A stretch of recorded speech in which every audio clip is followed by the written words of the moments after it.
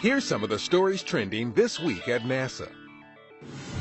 On May 16th, NASA held a media event at Marshall Space Flight Center in Huntsville, Alabama, to highlight the recent arrival of the barge Pegasus with the first core stage test article for NASA's Space Launch System rocket.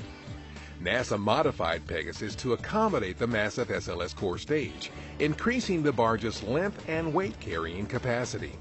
The core stage test article, manufactured at the agency's Michoud Assembly Facility in New Orleans, is the first of 4 core stage test articles scheduled to be delivered to Marshall for testing.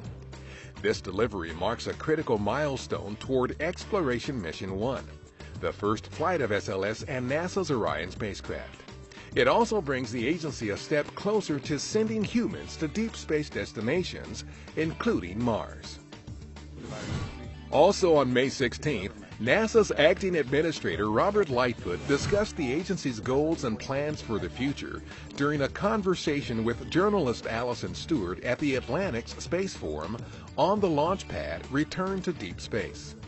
The event, held at the museum in Washington, brought together policymakers, key players from NASA, and space industry experts to explore the technologies needed for successful human missions to deep space.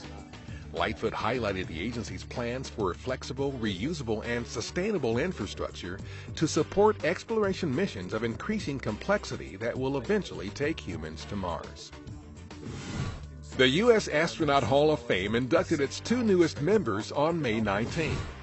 Ellen Ochoa, the director of NASA's Johnson Space Center in Houston, veteran of 4 space flights, and the first Hispanic woman to go to space, and Mike Foale, who has served on the Space Shuttle, the Russian space station Mir, and the International Space Station, were inducted to the Hall during a ceremony at the Kennedy Space Center Visitor Complex in Florida. NASA took students and educators on a virtual tour inside Johnson Space Center's Meteorite Curation Laboratory recently. The activity highlighted the special facilities and tools used to examine meteorites discovered in Antarctica and explained how these rocks help researchers understand more about our solar system. The tour was part of NASA's partnership with Texas Instruments to host the Search for STEMnauts, a virtual scavenger hunt designed to ignite students' interest in science, technology, engineering, and math. And that's what's up this week at NASA. For more on these and other stories, follow us on social media and visit www.nasa.gov/twan.